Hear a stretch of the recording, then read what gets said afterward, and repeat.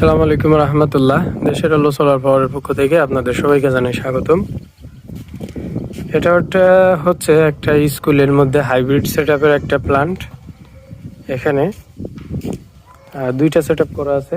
একটা হচ্ছে আপনারা এইখানে দেখতেছেন, এই যে এটা হচ্ছে সম্পূর্ণ আপনার ওয়াপ গ্রিডের সিস্টেম এটা। আর এটা এইখানে আরেকটা আছে, এটা হচ্ছে সোলার সিস্টেম। এখানে দুইটা সেটআপ দেওয়া আছে। এটা দিয়ে আপনার এই স্কুলের যাবতীয় আপনার লাইট, ফ্যান এবং আপনার ওই যে কম্পিউটার এগুলো চলে। আর আপনার ওই সেটআপটা দিয়ে ওই পাশে যে সেটআপটা দেখতেছেন ওইটা হচ্ছে আপনার ওই মোটর চলে একটা। এটা হচ্ছে আপনার ওই মোটরের সেই কন্ট্রোলারটা। এটা দিয়ে আসলে কারেন্টের সরাসরি মোটরটা চালানো যায়, মানে 220 সিঙ্গেল ফেজ মোটরটা চালানো যায়।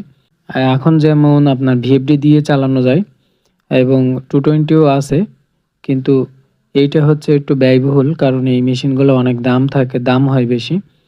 কিন্তু ভিএফডি দিয়ে যেটা করা হয় সেটা আসলে ভিএফডিটারও মোটামুটি রেট কম। তারপরে যাই হোক, এই সম্পর্কে আমার এইটা সম্পর্কে জানার অভিজ্ঞতা অনেক কম, কারণ হচ্ছে আমরা এখন যে সিস্টেমটা করি সেটা হচ্ছে সম্পূর্ণ ভিন্ন, এটা ছাড়া আলাদা। এটা হয়তো আরও উন্নত টেকনোলজি, এটা বাহিরের, আমার জানা নাই অ্যাকুরেট। আমি আসলে ক্লিয়ারলি বুঝতে পারিনি। এগুলো আসলে বোর্ডটা ভিতরে একবারে পুড়ে গেছে, নষ্ট হয়ে গেছে যে কোনো কারণে। কারণ ভিএফডি দিয়ে যদি হয় সেক্ষেত্রে আপনার মোটরগুলো দিয়ে আপনার মোটরও নষ্ট হওয়ার সম্ভাবনা কম এবং ভিএফডিটাও পুড়ে যাওয়ার সম্ভাবনা কম। কিন্তু এই টাইপের কন্ট্রোল বোর্ডগুলো আমার যতটুক ধারণা, রোদ আপ ডাউন করলে এবং আপনার ওঠানামা করলে এবং বেশি পাওয়ার কম বেশ হলে রোদের, আপনার সে সময় অনেক সময় প্রবলেম হয়। দেখেন ভিতরে একবারে পুড়ে গেছে, জ্বলে একেবারে বাস্ট হয়ে গেছে, এখানে গন্ধ বাইর হচ্ছিল।